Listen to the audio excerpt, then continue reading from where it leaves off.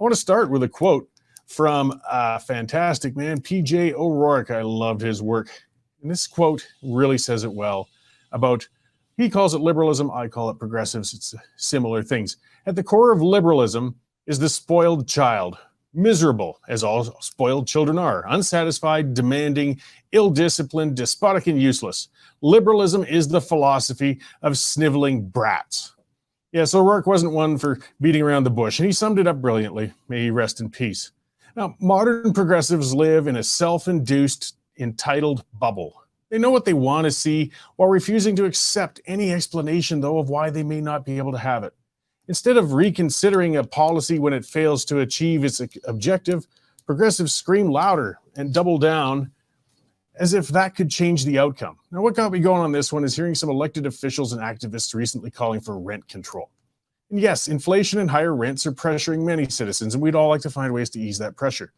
The problem with rent control, though, is it's been tried dozens of times in dozens of jurisdictions and has maintained an impressively consistent 100% failure rate. It only causes shortages in supply as investors and property owners flee the rental market. Undeterred by reality, though, progressives insist on soldiering along and demanding rent control because this time, just maybe this time, it might work. Sounds a lot like the contemporary supporters of communism. This habit of willful blindness doesn't stop at rent control, of course. That's just a recent and more stark example.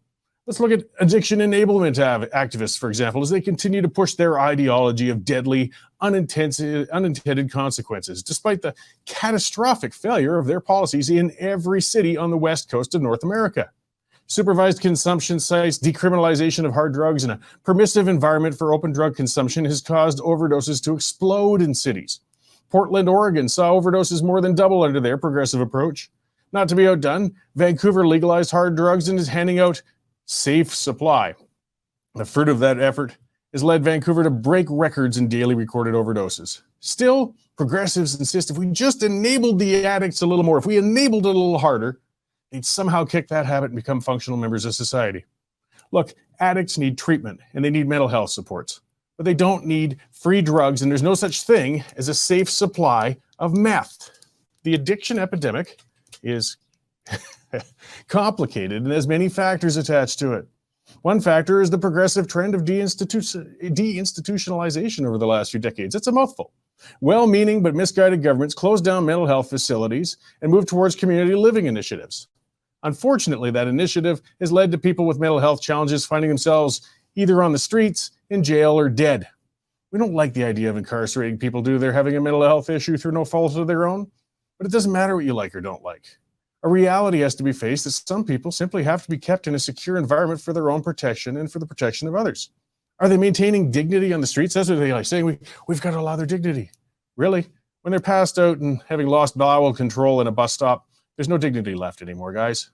A growing addiction problem, of course, also leads to the growing gang problem as criminals compete to supply the drugs to these addicts. Now, those gangs often go to war, and we see spikes in shootings in city centers, and progressives love to demand simple solutions to complex problems as usual. Rather than dealing with the complicated and sticky issues of often ethnic-based gangs and illegally imported handguns, they demand the illegalization and seizure of firearms from law-abiding citizens, hunters, such. There's no evidence such seizures will make anybody feel safer. But progressives aren't bound by evidence, only impulses and knee-jerk reactions.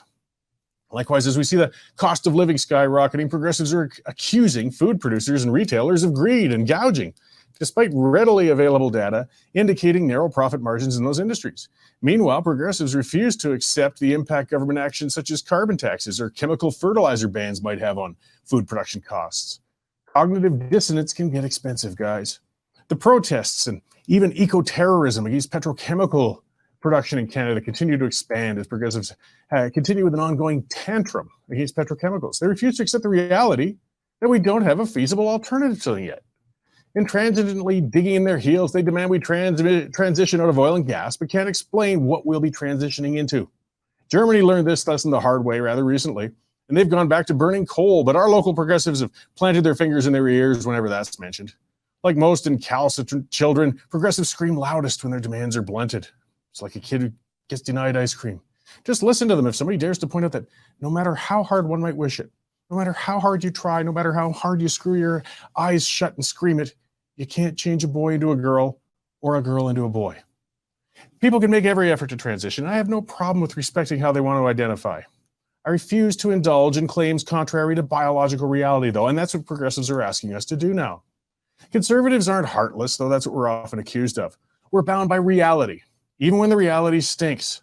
It doesn't matter if a policy feels good, and it doesn't matter how good the intentions are behind it. If a policy doesn't work, it needs to be abandoned. Conservatives aren't this way because we don't care. It's quite the opposite. We care enough to set aside our sentiment, even when it feels bad, in order to find solutions to problems that actually work. If we didn't care, we just let ourselves sink into the fuzzy world of delusion enjoyed by modern progressives. Canadian Shooting Sports Association. Without the CSSA, our gun rights would have been taken long ago. These guys are on the front lines helping to draft smart and intelligent firearms regulations and legislation in Canada, and more importantly, educating the public about how we keep guns out of the hands of the wrong people. You become a member, it's absolutely worth every penny. You can become a Western Standard member for just $10 a month or $99 a year for unlimited access.